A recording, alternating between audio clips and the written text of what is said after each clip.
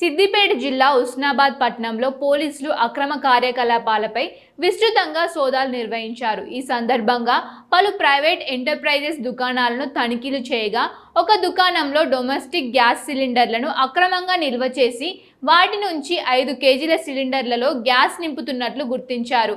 ఈ ఘటనలో domestic gas సిలిండర్లతో పాటు సుమారు 25 కేజీల సిలిండర్లను పోలీసులు స్వాధీనం చేసుకుని పోలీస్ స్టేషన్కు తరలించారు.